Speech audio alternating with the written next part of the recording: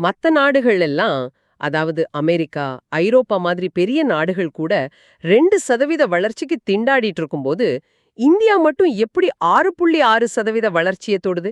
நீங்க எப்பவாவது இத பத்தி யோசிச்சிருக்கீங்களா? கண்டிப்பா. இது ரொம்ப ஆச்சரியமான ஒரு விஷயம்தான். அதுவும் உலக நாடுகள் முழுக்க பணவீக்கம், மந்த நிலைன்னு தவிச்சிட்டு இருக்கிறப்போ, நம்மளோட இந்த வளர்ச்சி ஒரு மேஜிக் மாதிரி தான் தெரியுது. அதேதான். அதுவும் மேற்கு ஆசியால 35% கச்சா எண்ணெய் விநியோகம் முடங்கியிருக்கு. இவ்ளோ பெரிய உலகளாவிய நெருக்கடிக்கு நடுவுல நம்ம மட்டும் எப்படி இவ்ளோ வேகமா ஓடுறோம்? இதான் இன்னைக்கு நம்ம ஆழமான அலசலோட முக்கிய நோக்கம். ஆமா. இத பத்தி உலக கரெக்ட். இந்த வளர்ச்சியோட பின்னணியில இருக்கிற உண்மையான இயந்திரங்கள் என்ன?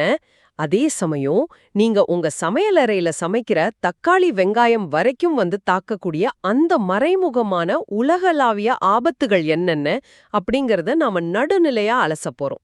இந்த 6.6% அப்படிங்கிற ஒரு நம்பரை மட்டும் பார்த்துட்டு, நாம ஒரு முடிவுக்கு வந்துட முடியாது. ஏன்னா, எண்கள் எப்போதுமே முழு கதையும் சொல்லாது இல்லையா?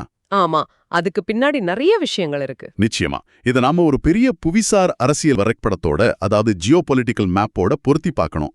உலக வங்கி இந்த கணிப்பை வெளியிடும்போது, அவங்க இந்தியாவோட உள்நாட்டு நுகர்வு, அப்புறம் உள்கட்டமைப்பு முதலீடுகள் இதையெல்லாம் கணக்குல எடுத்துக்கிறாங்க. கரெக்ட்.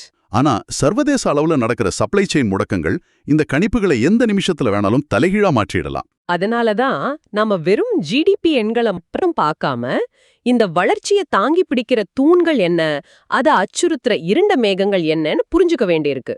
சோ முதல்ல அந்த தூண்கள்ல இருந்தே ஆரம்பிக்கலாமா? தாராளமா ஆரம்பிக்கலாம். உலக வங்கி அறிக்கையின்படி பாத்தீங்கன்னா, நடுத்தர பொருளாதார நாடுகள் எல்லாம் வெறும் 4-5% வளர்ச்சியில தான் தேங்கி நிக்குது. ஆமா. அப்படி இருக்கும்போது இந்தியாவோட இந்த 6.6% வளர்ச்சிக்கு ஒரு மிகப்பெரிய பாதுகாப்பு அரணா இருக்கிறது நம்மளோட அந்நிய செலாவணி கையிருப்பு, அதாவது ஃபாரெக்ஸ் ரிசர்வ்ஸ். கரெக்ட். தற்போதைய நிலவரப்படி பாத்தீங்கன்னா, நம்ம கிட்ட $688 பில்லியன் கையிருப்பு இருக்கு. இது ஒரு சாதாரண தொகை கிடையாது, ரொம்ப பெரிய நம்பர். இத நாம எப்படி புரிஞ்சுக்கலாம்னா, திடீர்னு எதிர்பாராம கொட்டுற மழையில நம்ம கிட்ட இருக்கிற ஒரு பெரிய கொடைக்கு இத ஒப்பிடலாம். ரொம்ப சரியான உதாரணம். ஆனா இந்த தொகைய ரிசர்வ் வங்கி சும்மா லாக்கர்ல பூட்டி வைக்க போறதில்ல. கண்டிப்பா இல்ல. நெருக்கடி வரும்போது இத ஒரு ஆயுதமா அவங்க எப்படி பயன்படுத்துறாங்க அப்படிங்கறது தான் இங்க முக்கியமான விஷயம். அதுல தான் ரிசர்வ் வங்கியோட உண்மையான வியூகமே அடங்கியிருக்கு. இந்த $688 பில்லியன் அப்படிங்கிறது நமக்கு எந்த ஒரு ஏற்றுமதி வருமானமும் இல்லைனா கூட தொடர்ந்து 11 மாசத்துக்கு வெளிநாடுகள்ல இருந்து பொருட்களை இறக்குமதி செய்ய போதுமான ஒரு தொகை. வாவ், 11 மாசத்துக்கு நம்மால தாக்கு பிடிக்க முடியும். ஆமா. ஆனா இதை விட முக்கியமானது கரன்சி சந்தையில இதோட பயன்பாடு. உதாரணத்துக்கு கடந்த மார்ச் மாச இறுதியில சர்வதேச நெருக்கடிகளால டாலருக்கு நிகரான நம்ம இந்திய ரூபாயோட மதிப்பு ரொம்ப சரிஞ்சுது. ஆமா ஆமா, 2 முறை 95 ரூபாய தொட்டுச்சுன்னு படிச்சேன். எக்ஸாக்ட்லி. அந்த மாதிரி ரூபாய் மதிப்பு சரியும் போது ரிசர்வ் வங்கி அமைதியா வேடிக்கை பார்த்துட்டு இருக்க மாட்டாங்க. அவங்க நேரடியா அந்நிய செலாவணி சந்தைக்குள்ள நுழைஞ்சு தங்க கிட்ட இருக்கிற பல பில்லியன் டாலர்களை வித்து ரூபாயை அதிக அளவுல வாங்குவாங்க. ஓஹோ, அதாவது சந்தையில டாலரோட விநியோகத்தை அதிகரிச்சு ரூபாயோட தேவைய செயற்கையா உருவாக்கி அதோட மதிப்பு திரும்பவும் மேல தூக்குறாங்க. அதேதான். இது நாணய மீழ்ச்சியை தடுக்கிற ஒரு நேரடி சந்தையீடு, அதாவது மார்க்கெட் இன்டர்வென்ஷன். இது ஒரு பக்கம் இருக்க, நம்மளோட உள்நாட்டு வங்கித்துறையும் ரொம்ப பலமா இருக்கு. ஆமா, பாத்தீங்கன்னா கடந்த 10 வருஷமா வங்கிகள் அச்சுறுத்திட்டு வந்த வாரா கடன்கள், அந்த என்பிஏ சொல்லுவாங்களே, அது பெருமளவு குறைஞ்சு வங்கிகளோட மூலதனம் நல்ல வலுவடைஞ்சிருக்கு. கரெக்ட். நிறுவனங்களும் மக்களும் கடன் வாங்குறது சீரா நடக்குது. அரசாங்கமும் பாத்தீங்கன்னா நெடுஞ்சாலைகள், துறைமுகங்கள்னு உள்கட்டமைப்புக்கு பல லட்சம் கோடிகளை செலவு பண்றாங்க. இதெல்லாம் சேர்ந்து உள்நாட்டு தேவை, அதாவது டொமஸ்டிக் டிமாண்ட உந்தி தள்ளுது. எல்லாமே பாசிட்டிவா இருக்கு.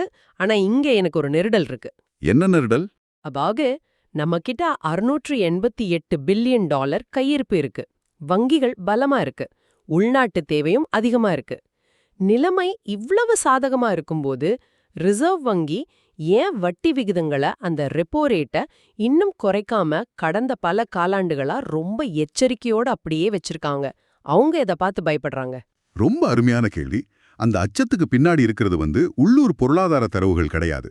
மேற்காசியால நிலவர மிக கடுமையான புவிசார் அரசியல் நெருக்கடிகள் தான் அதுக்கு காரணம். ஓ, அப்போ அந்த இருண்ட மேகங்கள் அங்கதான் இருக்கு. ஆமா. ரிசர்வ் வங்கி ஒரு கண்ண உள்நாட்டிலையும் மறு கண்ண செங்கடல்லையும், அதாவது ரெட் சீலையும் வச்சிருக்க வேண்டிய கட்டாயத்துல இருக்காங்க. உலக வர்த்தகத்தோட மிக முக்கிய நரம்புகளா செயல்படுற 3 பிராந்தியங்கள் இப்போ பெரிய போர் மேகங்களுக்குள்ள சிக்கியிருக்கு. அது எந்தெந்த பகுதிகள்? ஒன்னு வந்து ஹார்மூஸ் ஜலசந்தி, ஸ்ட்ரெய்ட் ஆஃப் ஹார்மூஸ். ரெண்டாவது பாப் எல் மாண்டேப் ஜலசந்தி. மூணாவது சுவேஸ் கால்வாய். இந்த 3 இடங்களும் அந்த அளவுக்கு முக்கியமானதா? ரொம்ப ரொம்ப முக்கியம். உலகளாவிய கச்சா எண்ணெய் விநியோகத்துல ஹார்மூஸ் வழியா 20%, பாபல் மாண்டேப் வழியா 5%, சுவேஸ் கால்வாய் வழியா 5%ன்னு ஒட்டுமொத்தமா 30% எண்ணெய் விநியோகம் இந்த ஒரே பிராந்தியத்துல தான் நடக்குது. 30%னா சும்மா இல்லையே. ஆமா. சமீபத்துல ஹார்மூஸ் ஜலசந்தி சுமார் 4 வாரங்கள் முடக்கப்பட்டப்போ உலகமே உருகணும் உறைஞ்சு போச்சுன்னு தான் சொல்லணும். 30% அப்படிங்கிறது ஒட்டுமொத்த சப்ளை செயினையே ஸ்தம்பிக்க வைக்கிற ஒரு அளவு. இந்தியா பாத்தீங்கன்னா தன்னோட கச்சா எண்ணெய் தேவையின் 80%க்கும் மேல இறக்குமதியே மட்டுமே நம்பி இருக்கிற ஒரு நாடு. கரெக்ட். ஒருவேளை இந்த ஜலசந்திகள் முழுமையா முடக்கப்பட்டா கப்பல்கள் வேறு வழியே இல்லாம ஆப்பிரிக்காவோட நன்னம்பிக்கை முனைய, அதாவது கேப் ஆஃப் குட் ஹோப்பை சுட்டி வர வேண்டியிருக்கும். அதனால என்ன நடக்கும்னு நீங்க யோசிச்சு பாருங்க. ஒரு கப்பல் மும்பையிலிருந்து ஐரோப்பாவுக்கு போனோம்னா செங்கடல் வழியா போறதுக்கு பதிலா ஒட்டுமொத்த ஆப்பிரிக்கா கண்டத்தையுமே சுத்திட்டு போனோம். ஆமா, அதனால பயண நேரம் ஒரு 10லிருந்து 14 நாட்கள் வரைக்கும் அதிகரிக்கும். எரிபொருள் செலவு, கப்பல் வாடகை, இன்சூரன்ஸ் பிரீமியம் எல்லாமே பல மடங்கு எகிரிடும். நிச்சயமா. இதோட விளைவு நேரடியாக சர்வதேச சந்தையில கச்சா எண்ணெய் விலைய விண்ணை முட்டச் செய்யும். பெட்ரோல் டீசல் விலை உயரும்போது இந்தியாவுல ஒரு சரக்கு லாரியோட வாடகை உயரும். அது ஆட்டோமேட்டிக்கா உள்ளூர் சந்தையில நாம வாங்குற தக்காளி வெங்காயத்தோட விலையை ஏத்திடும். இதத்தான் பொருளாதாரத்துல இறக்குமதி செய்யப்பட்ட பணவீக்கம், இம்போர்ட்டட் இன்ஃப்ளேஷன் அப்படின்னு சொல்றோம். ஆயிரக்கணக்கான மைல்களுக்கு அப்பால் நடக்கிற ஒரு மோதல் நமது பணவீக்கத்தை 4.9% உயர்த்தி காட்டுது. ஓஹோ, இப்ப புரியுது. ரிசர்வ் வங்கி வட்டி வீதங்களை குறைக்க பயப்படுறதுக்கு இதுதான் முக்கிய காரணம். வட்டிய குறைச்ச பணப்புழக்கத்தை அதிகரிச்சா அது இந்த பணவீக்கத்தை இன்னும் அதிகமா தூண்டி விட்டுடும். எக்ஸாக்ட்லி. ஆனா இது வெறும் கச்சா எண்ணெய் இறக்குமதி சம்பந்தப்பட்ட பிரச்சனை மட்டும் கிடையாது. நீங்க ஒரு ஏற்றுமதியாளரா இருந்தீங்கன்னா இந்த நெருக்கடி உங்களை எப்படி தாக்கும்னு கொஞ்சம் கற்பனை செஞ்சு பாருங்க. வஜிராம் அண்ட் ரவி பகுப்பாய்வுல இதுக்கு ஒரு சூப்பரான உதாரணம் சொல்லியிருந்தாங்க. அதாவது இந்தியாவோட மக்கானா தொழில், அப்புறம் பாஸ்மதி அரிசி ஏற்றுமதி. ஆமா, அது கொஞ்சம் விரிவா சொல்லுங்களேன். கண்டிப்பா. இப்போ நீங்க உயர்தர பாஸ்மதி அரிசிய ஐரோப்பாவிற்கு ஏற்றுமதி செய்றீங்கன்னு வச்சுப்போம். திடீர்னு செங்கடல் பாதையில கப்பல்கள் தாக்கப்படுறதுனால உங்க சரக்கு ஆப்பிரிக்காவை சுற்றி போக வேண்டியிருக்கு. இதனால சரக்கு கட்டணம் 300% வரைக்கும் உயருது. 300%ன்னா லாபம் மொத்தமா அடிபடுமே. அதுதான் விஷயம். இந்த கூடுதல் செலவை நீங்க யார் தலையில கட்டுவீங்க? பொருளோட விலையை ஏத்துனா சர்வதேச சந்தையில கஸ்டமர்ஸ் வேற நாட்டுக்கு போயிடுவாங்க. நீங்களே அந்த செலவை ஏத்துக்கிட்டா உங்க லாபம் சுத்தமா போயிடும். இதனால நிறைய ஏற்றுமதி ஆர்டர்ஸ் ரத்து செய்யப்பட்டிருக்கு. இது ஒரு பெரிய சிக்கல் தான். இந்த சப்ளை செயின் பிரச்சனை நம்ம ஏற்றுமதியாளர்களோட லாப வரம்ப, அதாவது ப்ராஃபிட் மார்ஜினை ரொம்ப கடுமையா அரிக்குது. உள்ளீட்டு செலவுகள் நாளுக்கு நாள் அதிகரிச்சுட்டே போகுது. இதனால தொழில்துறையோட வளர்ச்சியும் மந்தமாகுது. ஆனா இது ஒரு பக்கம் இருக்க, இந்த புவிசார் அரசியல் பதற்றங்கள் நிதி சந்தைகள்ல, அதாவது ஃபினான்ஷியல் மார்க்கெட்ஸ்ல ஒரு மிகப்பெரிய அலையை உருவாக்குது. அதாவது நீங்க மூலதன வெளியேற்றம், கேபிட்டல் அவுட்ஃப்ளோ பத்தி சொல்றீங்க. கரெக்ட். தரவுகளின்படி பாத்தீங்கன்னா கடந்த ஒரு மாசத்துல மட்டும் சுமார் $19 பில்லியன் வெளிநாட்டு மூலதனம் இந்தியாவை விட்டு வெளியேறி இருக்கு. $19 பில்லியன்? இது ஏன் நடக்குது அப்படிங்கிற லாஜிக்கை நம்ம புரிஞ்சுக்கணும். அதாவது உலகத்துல எங்கேயாவது ஏவுகணைகள் பறக்கும்போது உலகளாவிய முதலீட்டாளர்கள் பயந்து போயிடுவாங்க. ஆமா, அவங்களுக்கு ஒரு பாதுகாப்பான புகலிடம் தேவைப்படும். அதான் ஃப்ளைட் டு சேஃப்டின்னு சொல்லுவாங்க. அதனால வளரும் நாடுகளோட பங்குச்சந்தைகள்ல போட்டிருக்க பணத்தை எடுத்துக்கிட்டு அவங்க நேரா அமெரிக்க அரசோட கடன் பத்திரங்கள்ல, அதாவது US ட்ரெஷரி பாண்ட்ஸ்ல முதலீடு செய்வாங்க. ஏன்னா அமெரிக்க கடன் பத்திரங்கள் தான் உலகிலேயே மிக பாதுகாப்பான முதலீடா கருதப்படுது. இப்படி பல பில்லியன் டாலர்கள் இந்தியாவை விட்டு வெளியேறும்போது சந்தையில டாலரோட தேவை அதிகரிச்சு ரூபாயோட மதிப்பு தானாகவே சரிய தொடங்கும். இது ஒரு செயின் ரியாக்ஷன் மாதிரி நடக்குது. ஆனா அதே சமயம் இந்த ரூபாய் வீழ்ச்சியை தங்களுக்கு சாதகமா பயன்படுத்திக்க நினைக்கிற சில ஊக வணிகர்களும், அதாவது ஸ்பெகுலேட்டர்ஸ் சந்தையில இருக்காங்க இல்லையா? கண்டிப்பா இருக்காங்க. இவங்கள தடுக்கிறதுக்கு தான் ரிசர்வ் பேங்க் ஒரு தீவிரமான நடவடிக்கை எடுத்தாங்க.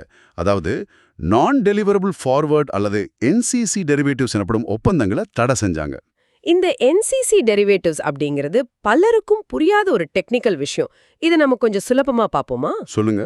இந்த NDF மார்க்கெட் அப்படிங்கிறது ரூபாய நேரடியாக கையில வச்சிருக்காமலே எதிர்காலத்துல ரூபாயோட மதிப்பு சரியுன்னு பந்தயம் கட்டுற ஒரு வெளிநாட்டு சந்தை, ஆஃப்ஷோர் மார்க்கெட். கரெக்ட். சர்வதேச முதலீட்டாளர்கள் ரூபாயோட மதிப்பு இன்னும் வீழ்ச்சியடையும்னு இந்த சந்தையில பெருமளவுல பந்தயம் கட்ட தொடங்குனாங்கன்னா அதுவே ஒரு சைக்கலாஜிக்கல் தாக்கத்தை ஏற்படுத்தி நிஜமாகவே ரூபாயோட மதிப்பை மேலும் சரியா செஞ்சிடும். இது ஒரு செல்ஃப் ஃபுல்ஃபில்லிங் ப்ராஃபஸி மாதிரி வேலை செய்யும். ரொம்ப சரியா சொன்னீங்க. நம்ம உள்நாட்டு வங்கிகளும் இந்த ஆஃப்ஷோர் ஸ்பெகுலேஷன்ல ஈடுபடுறத தடுக்கவும் ரூபாயின் மீதான இந்த ஊக வணிக தாக்குதலை முறியடிக்கவும் தான் ரிசர்வ் வங்கி இந்த தடையை கொண்டு வந்தாங்க. இது ரூபாயை பாதுகாக்கிறதுக்கான ஒரு ரொம்ப அக்ரெசிவான துணிச்சலான நடவடிக்கை. ஆனா இதெல்லாம் தாண்டி ஒட்டுமொத்தமா பார்க்கும்போது இந்த பேரியல் பொருளாதார அழுத்தங்கள் எல்லாம் ஒரு மைய புள்ளியில வந்து சேருது.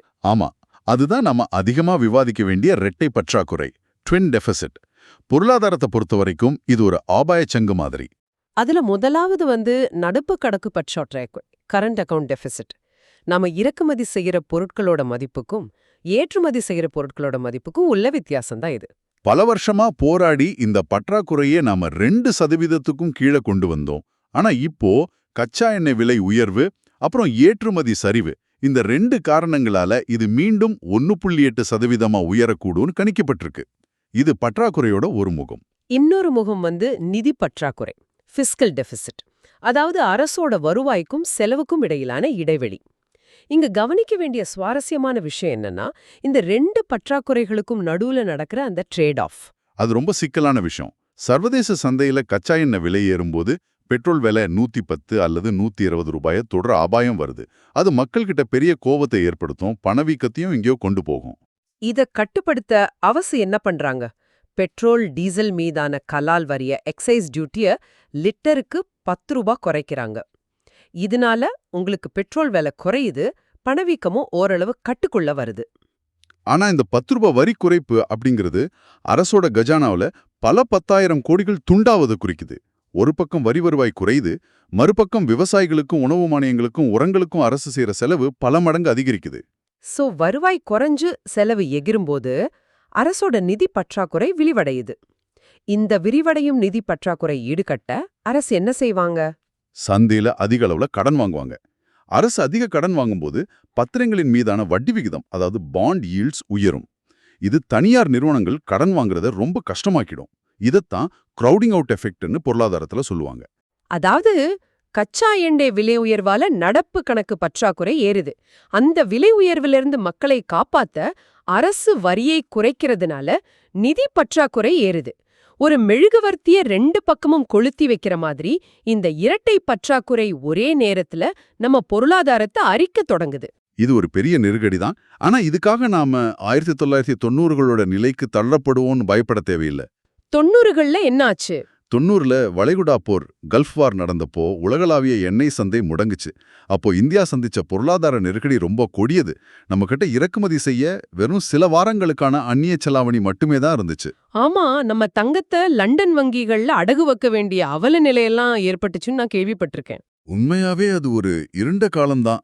ஆனா இன்னைக்கு அதே மேற்கு ஆசியால ஒரு பெரும் நெருக்கடி நடக்கும்போதும் அதோட தாக்கம் இந்தியாவு மீது ரொம்ப குறைவா தான் இருக்கு. நாம தங்கத்தை அடகு வைக்க போறதில்ல, மாறாக $688 பில்லியன் வச்சு உலக சந்தையையே உற்று நோக்குறோம். 90களுக்கும் இப்போதைக்கும் உள்ள வித்தியாசம் வெறும் அந்நிய செலவாணி கையிருப்பு மட்டும் கிடையாது. புவிசார் அரசியல்ல நாம கையாளுற ராஜதந்திரமும், அதாவது டிப்ளமசியும் ஒரு முக்கிய காரணம். கண்டிப்பா. அதுக்கு உக்ரைன் போர் ஒரு சிறந்த உதாரணம். ஆமா, உக்ரைன் போர் தொடங்குனப்போ மேற்கத்திய நாடுகள் ரஷ்யா மீது தடைகளை விதிச்சாங்க.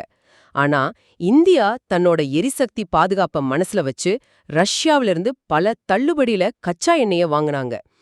எந்த ஒரு ஒற்றை நாட்டையோ கூட்டமைப்பையோ நம்பி இருக்காம பல நாடுகளோட ஒரே நேரத்துல உறவை பேணும் அந்த மல்டி அலைன்மெண்ட் வியூகம் தான் இன்னைக்கு இந்தியாவை பெரும் விலைவாசி உயர்விலிருந்து காப்பாத்திருக்கு. நீங்க சொல்றது சரிதான். ஆனா அந்த ராஜதந்திரம் குறுகிய காலத்துக்கு தான் நமக்கு கை கொடுக்கும். நீண்டகால பொருளாதார பாதுகாப்புக்கு இது மட்டுமே போதாது. இது ஒரு முக்கியமான கேள்வியை எழுப்புது. நாம தொடர்ந்து உலகளாவிய நெருக்கடிகளை சமாளிச்சு உயிர் வாழும் நாடாகவே, அதாவது சர்வைவர் மோட்லயே இருக்க போறோமா, இல்ல ஒரு கட்டத்துக்கு மேல தீர்வுகளை நோக்கி நகர போறோமா? இதுதான் நீங்க கேட்க வருது, கரெக்டா? அதேதான். நம்மளோட நீண்டகால இலக்கு ஒட்டுமொத்தமா கச்சா எண்ணெயை சார்ந்திருக்கும் நிலையை குறைப்பதா இருக்கணும். ரெடியூசிங் ஆயில் டிபெண்டன்சி, கூடவே சீனாவை போல உலகளாவிய சப்ளை செயின்ல தவிர்க்க முடியாத ஒரு உற்பத்தி மையமா மேனுஃபேக்சரிங் ஹப்பா இந்தியாவை மாத்தணும். ஆமா, நாம வெறும் ஐடி அண்ட் சர்வீசஸ் இந்த சேவைத்துறையை மட்டுமே நம்பி இருக்க முடியாது. ஹார்ட்வேர், எலக்ட்ரானிக்ஸ், செமிகண்டக்டர்கள்னு உற்பத்தியை பெருக்கினா மட்டும்தான் உலகளாவிய அதிர்வுகளை தாங்கும் உண்மையான தற்சார்பு பொருளாதாரமா நம்ம மாற முடியும். 100க்கு 100 உண்மை. சோ, இன்னைக்கு நாம பார்த்த இந்த ஆழமான அலசலோட சுருக்கம் இதுதான். உலக வங்கி கணித்துள்ள இந்த 6.6% வளர்ச்சி அப்படிங்கிறது நம்ம பெருமைப்பட வேண்டிய ஒரு இலக்கு. நம்ம வங்கிகளோட ஸ்திரத்தன்மையும் $688 பில்லியன் அந்நிய செலாவணி அரணும் நமக்கு ஒரு மிகப்பெரிய நம்பிக்கையை தருது. ஆனா அதே சமயம் நன்னம்பிக்கை முனைய சுற்றி வரும் சரக்கு கப்பல்களும், ஹார்முஸ் ஜலசந்தியில காத்திருக்கும் போர் மேகங்களும், இரட்டை பற்றாக்குறை அப்படிங்கிற அபாயமும் நம்ம பொருளாதார கப்பலை சுற்றியுள்ள பனிப்பாறைகள். ரிசர்வ் வங்கியும் இந்திய அரசும் இந்த பனிப்பாறைகளின் மீது மோதாம எவ்வளவு லாவகமா கப்பலை செலுத்துறாங்க அப்படிங்கறத பொறுத்துதான் நம்ம எதிர்காலம் அமையும். கண்டிப்பா. போராட்டமும் அதை சமாளிக்க ரிசர்வ் வங்கி எடுக்கிற பல பில்லியன் டாலர் முடிவுகளும் அடங்கியிருக்கு. பொருளாதாரத்துல எதுவுமே தனித்தனி தீவுகள் கிடையாது. ரொம்ப ஆழமான ஒரு பார்வை இது. இது நீங்க இங்கு கொஞ்சம் ஆழமா யோசிச்சு பாருங்க. 100 வருஷங்களுக்கும் மேலா இந்த கச்சா எண்ணெயும் அதை தாங்கி செல்லும் ஹார்மோஸ் போன்ற ஜலசந்திகளும் தான் ஒட்டுமொத்த உலக பொருளாதாரத்தையும் அரசியலையும் தங்கப்பிடிக்குள்ள வச்சிருக்கு. ஆமா, அது மறுக்க முடியாத உண்மை. ஒருவேளை இந்தியா மட்டும் இல்லாம ஒட்டுமொத்த உலகமும் சூரிய ஒளி, காற்று, ஹைட்ரஜன் போன்ற மாற்று எரிசக்திக்கு முழுமையா மாறிட்டா என்ன நடக்கும்? அது ஒரு மிகப்பெரிய மாற்றமா இருக்குமே. பல தசாப்தங்களா உலக நாடுகளை ஆட்டிப்படைக்கும் இந்த பெட்ரோலியம் நாடுகளும் அந்த புவியியல் பாதைகளும் தங்களோட வல்லரசு அப்படிங்கிற அந்தஸ்தை முற்றிலுமா இழந்துடுமா? அப்படி நடந்தா எதிர்கால உலக அமைப்புல புதிய எரிசக்தி மையமா எந்த நாடுகள் உருவெடுக்கும்? பசுமை எரிசக்திக்கான கனிம வளங்களை கொண்ட நாடுகள் அடுத்த வல்லரசுகளா மாறுமா? நீங்களே யோசிச்சு பாருங்க. இது நிஜமாவே நாம சிந்திக்க வேண்டிய ஒரு விஷயம்தான். கண்டிப்பா. இதே மாதிரி இன்னொரு சுவாரஸ்யமான ஆழமான அலசல்ல நம்ம மீண்டும் சந்திப்போம். குறிப்பா அந்த மாற்று எரிசக்தி உலகத்தை எப்படி மாத்தப் போகுதுன்னு தொடர்ந்து கவனிப்போம்.